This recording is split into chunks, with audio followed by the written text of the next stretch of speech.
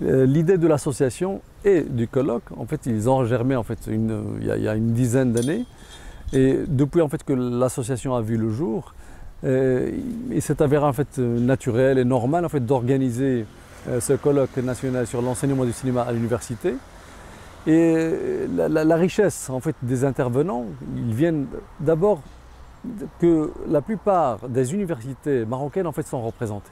C'est-à-dire en fait, que l'enseignement dans le cinéma, entre guillemets, va très bien dans le sens où il y a ce qu'on appelle la marge ainsi que le centre. C'est-à-dire en fait il y a Ouarzazate, il y a Tétouan, il y a Bni Mellal, il y a Esfi, il y a Agadir, plus bien évidemment le centre Casablanca-Rabat, vous le savez.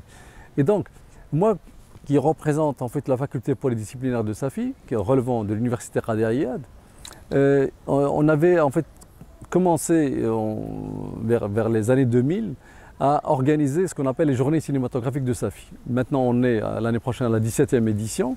Et donc, en fait, chaque année, en fait, on organise un colloque scientifique, un colloque international, des projections, des ateliers en parallèle.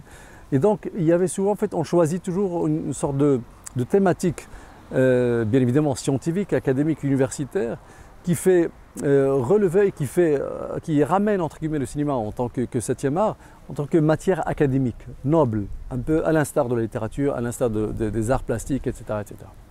Définir la recherche-création, la recherche-création, voilà ce à quoi je me suis investi dans la présente contribution. Au fil de cette démarche, une découverte provoquera un changement de posture permettant de contourner le réductionnisme inhérent de toute démarche définitoire. C'est ainsi que je serai amené à délaisser la définition de la recherche-création dans l'enseignement du cinéma pour cartographier la diversité des pratiques. Cinéma égale pratique. Pratique intellectuelle, pratique professionnelle, artisanale. Voilà, il y a point d'interrogation qu'on peut évoquer là-dessus. Apparu à la foulée des pratiques artistiques aux études supérieures, et quand je dis aux études supérieures, je ne suis pas réduit aux études cinématographiques, seulement aux études cinématographiques, mais on est dans les études artistiques, sciences humaines, philosophiques et autres. La recherche-création s'est constituée et taillée une place aux côtés de la recherche qualitative au post-positivisme, positivisme plutôt, pratiqué en sciences humaines, artistiques et de valeurs. Mais la recherche-création est graduellement obtenue une certaine reconnaissance de la communauté universitaire et des grands organismes subventionnaires. Aujourd'hui, elle est devenue populaire au point où, au sein de plusieurs disciplines des sciences humaines et sociales, et le cinéma en particulier, des chercheurs disent la pratiquer d'une manière indirecte. On parle de la recherche-création, mais oui, je donne aux étudiants des exercices à faire. Mais est-ce qu'il y a une réflexion là-dessus? Des recherches qui canalisent un petit peu ces deux pôles? Il faut les réfléchir, de les faire instinctivement. Ça n'existe pas en fait dans le cinéma. Il faut peut-être, bien sûr c'est juste une proposition, il faut peut-être questionner les éléments et les procédés et les processus de ce genre d'enseignement. On dit la pratiquer et considère même la mettre au sein de leur programme d'études supérieures, mais où est-ce qu'on est au Maroc?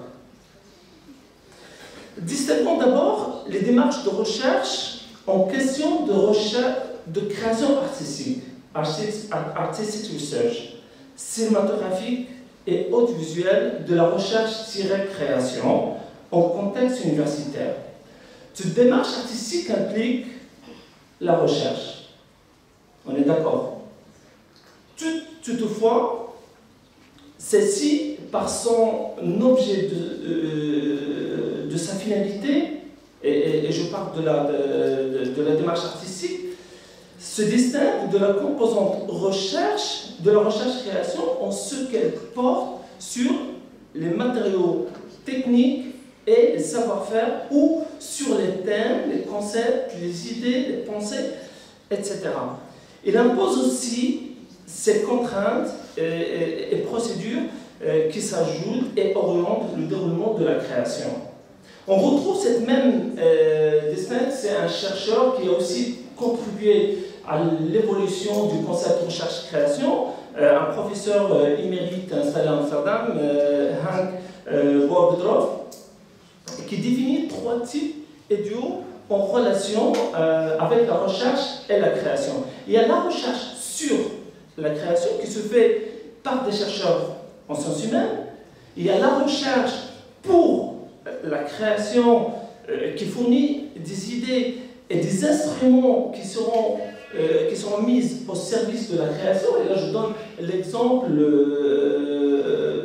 d'une application électronique, et là je rejoins mon collègue Sébastien, d'une application, d'un programme électronique qui suit dans une scène théâtrale, qui suit un personnage et qui l'éclaire d'une manière interactive. Ou carrément, ce que nous avons vu à Montpellier, un studio très moderne qui fait la post-production réelle. C'est tout un programme, c'est tout un dispositif extrêmement compliqué qui fait gagner les postes de production et les acteurs dans le monde cinématographique des centaines de minutes de travail. Et cette expérience, en fait, Hank Borgdorf, elle l'appelle la recherche pour la création. Et le dernier concept, finalement, en fait, il y a la recherche dans la création qui est une composante à la fois du processus et des résultats de la recherche. Et il n'y a alors pas de séparation fondamentale entre la théorie et la pratique. هذا الملتقى الوطني حاولنا أولا فيه أن نقوم باستقراء كل المؤسسات والمعاهد اللي كتدرس السينما في المغرب، واكتشفنا أننا عندنا مؤسسات اللي هي مهنية اللي كتدرس مهنة السينما أو المهن السينمائية، وجامعات اللي كتدرس أدبيات السينما. وحاولنا الآن نفرق بين هذه التصورات بجوج. فالمدرسة المهنية هي مدرسة دقيقة وفيها مواد علمية دقيقة كذلك، لأنها تشتغل على الصورة وعلى الصوت، وهذه الصورة والصوت في الأصل هي مهنيين وتقنيين، عاد كيجي الجانب الفني. فيما يخص الكليات سواء على مستوى الماستر وعلى مستوى يعني الإجازة المتخصصة أو الإجازة العامة، فهناك اشتغال مختلف تماما على أدبيات السينما، سواء في نظرياتها أو في لغتها أو في محاولة المقارنة في مادة الاقتباس بين المحكي الروائي والمحكي الفيلمي. وكل هذه مواضيع مهمة تستحق أن يجتمع حولها هذه المجموعة الأساتذة اللي تنعتبرهم مناضلين، اللي فعلا نجحوا أنهم يدخلوا هذه ليغيزي، هذه البدعة الى الحقل المعرفي باش يعطيوها مصداقيتها، باش يعطيوها الوضعيه ديالها اللي هي وضعيه علميه، وضعيه معرفيه. مشاو الناس فيها بعيد وحنا مازال يلاه كنتعلموا الابجديه ديالها، ونتمناو انها ترجع للمدرسه من جديد. الان نحن وصلنا الى الجامعه، قلنا سنبدا من الجامعه.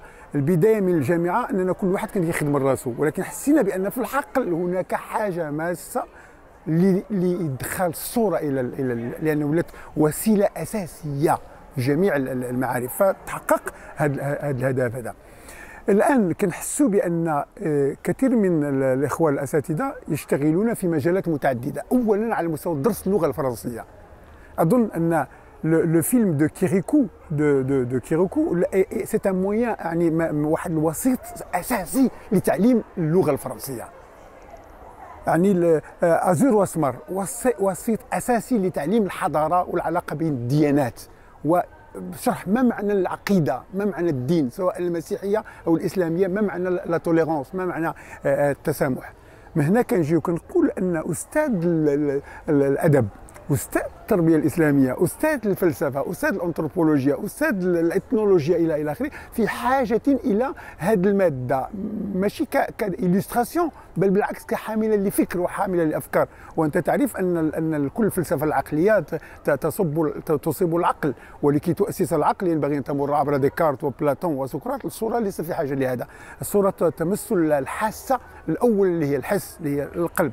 إذن وبعد ذلك عندما نقيس القلب ونقيس الحس، الفكرة ستبقى la Madeleine de Proust, elle reste comme sensation, elle devient une idée, il devient un concept, il devient la mer, il devient du beau. من هنا اظن ان ادخال الانثروبولوجيا الى المؤسسه التعليميه، فاظن بدون الانثروبولوجيا لا تكون الصوره، بدون الصوره لا تكون الانثروبولوجيا وهكذا. واظن انك اذا اردت مثلا ان تدرس لي ديزون دونجوروز ديال الكتاب العظيم هو موجود كفيلم، واردت ان تدرس بدايه ونهايه فهي موجوده كفيلم. غير ما نحاولوش في هذا الاطار نقارنوا. المقارنه خطا كبير يرتكبه البيداغوجيين، لأننا هنا بصدد لغات مختلفة، لغة بصرية سمعية اللي هي لغة أيقونية سيميولوجية، واللغة الأخرى لغة لسانية لغة طبيعية إلى آخره. ومن هنا أنا دائما عندما أريد أن أتكلم عن العلاقة بين الأدب والرواية أتكلم عن المحكي، لأن هي طريقة الحكي التي نصب بها. وحاول بعضهم أن يعمل يشتغل على فلوبير فخانته الرواية ولم يأخذ منا إلا الحكاية، لأن الرواية هنا مسكونة بما يسمى لا ليتراريتي أو الأدبية، ولم يستطيعوا أن ينقلوا هذه لا ليتراريتي. إذن فأظن في الفيلم موجود الأدب، موجود الفلسفة، موجود علم النفس، موجود الأنثروبولوجيا، موجود حضارات شعوب. ولا شك أننا عندما نعود إلى جان روش لا يمكن لأي مدرسة كتدرس الفلسفة ولا الفكر ولا الأنثروبولوجيا أن لا تعتمد على أعمال هذا العظيم الذي أسس فعلا لمدرسة جديدة في الأنثروبولوجيا وتجاوز يعني العلوم الأخرى المكتوبة أو المقروءة إلى آخره. من هنا أظن أن كيعجبني واحد المفكر عظيم جدا، وهو في الأصل فيلسوف ومؤرخ للفنون، سميتو جورج دي هوبرمان. هاد جورج دي هوبرمان خلق واحد الحاجه سميتها ان ديسيبلين الوي ماشي فلسفه، ماشي تربيه اسلاميه، ماشي علوم، ماشي ولكن ماده خاصه به. وهذه الماده الخاصه به اشنو هي؟ وهي تاخذ واحد النويو اللي هو الصوره، ومن هذيك الصوره لا يمكن ان تمر عبر الصوره الا اذا استدعيت الفلسفه. لا يمكن أن تقرأ تاركوفسكي بدون إحضار بيرغسون، لا يمكن أن تقرأ تاركوفسكي بدون إحضار نيتشه، لا يمكن أن تقرأ تاركوفسكي بدون إحضار ليوناردو فانسي، فنون تشكيلية. ومن هنا تصبح هذه المادة ولا هذه الديسيبلين هي مادة عابرة للمواد. المعرفة الآن أصبحت المعرفة مركبة، المعرفة الوحيدة والمغلوقة على نفسها ميتة تماما، ستجد نفسك. ولهذا فأظن أن المرحلة الآن التي وصلنا إليها هي مرحلة تركيب المعارف وتعدد المعارف، وأظن أن الصورة هي المحور الأساسي التي يمكن أن تدور حوله كل المعرفة في الجامعة.